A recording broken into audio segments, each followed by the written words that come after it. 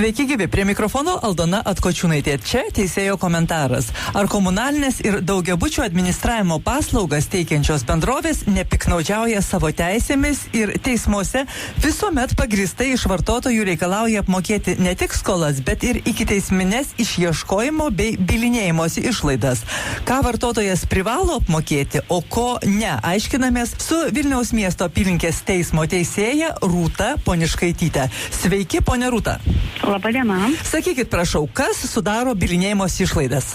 Bylinėjimosi išlaidos patirtas dėl teisinės pagalbos, rengiant procesinius dokumentus, pavyzdžiui, ieškinį teismo ir jo priedus, sudaro tik tai tos išlaidos, kurias patiria kreditorius dėl advokato ar advokato padėjėjo pagalbos apmokėjimo. Be to, teismas atkreipia dėmesį, kad sprendžiant klausimą dėl tokių išlaidų priteisimo, teismas priteisė tik protingo dydžio išlaidas. Vadinasi, jeigu komunalinė skola sudaro, pavyzdžiui, tik tai 30 eurų, o kreditorius prašo priteisti už ieškinio parengimą 120 ar 150 eurų, teismas tokio dydžio išlaidų nelaikys protingomis, nes jos yra iš esmės didesnės už pačią skolą. Teisėja, sakykit, ikiteisminio bylinėjimosi išlaidos, kas tai yra? Ikiteisminio bylinėjimosi išlaidos yra suprantamos kaip išlaidos, kurias patiria kreditorius dėl skolos išieškojimo ne teismo tvarka. Atkreiptinas dėmesys, kad tai vėlgi turėtų būti būtent protingos išlaidos. Pavyzdžiui, kreditorius siunčia pretenzijas paštu ir dėl to patiria pašto išlaidas. Arba kreditorius nori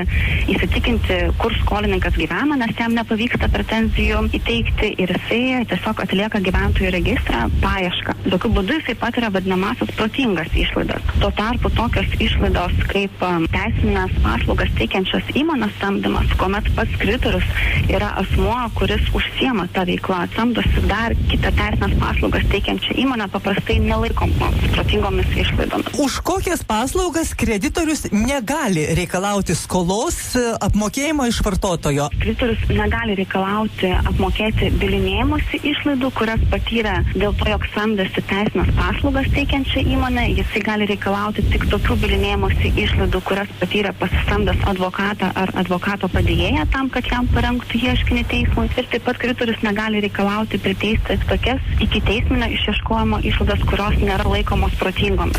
Kaip pavyzdžiui, dažnai būna kreditorius, kuris pats teikia daugiabučio administravimo paslaugas ir pats yra įsteigtas tokiam tikslui, samdosi kitą teisinės paslaugas teikiančią įmonę, kuri jam padeda išieškoti skolas. Teismas tokių išlaidų nelaiko protingomis ir pagristomis. Ar dažnai kreditorius reikalaujantis priteisti skolas už administravimo paslaugas reikalauja nepagristų bylinėjimosi išlaidų? Tai yra gan dažna situacija. Dabar jau po truputį teismų praktika šiuo klausimu keičiasi, nes kreditoriai pamatė, kad teismai atsisako priteisti bylinėjimosi išlaidas arba ikiteisminės skolos išieškojimo išlaidas, kurios nėra protingos, pradeda po truputį koreguoti savo pareiškimus ar ieškinius. Bylinėjimosi išlaidas, kurias sudaro ieškinio parengimas už advokato ar advokato padėjo teisinę pagalbą, jų dydis taip pat turi būti protingas ir teismas jį vertina atsižvelgiant į skolos dydį. Todėl tuo atveju, jeigu kreditorius prašo priteisti, pavyzdžiui, 120 eurų už ieškinio parengimą,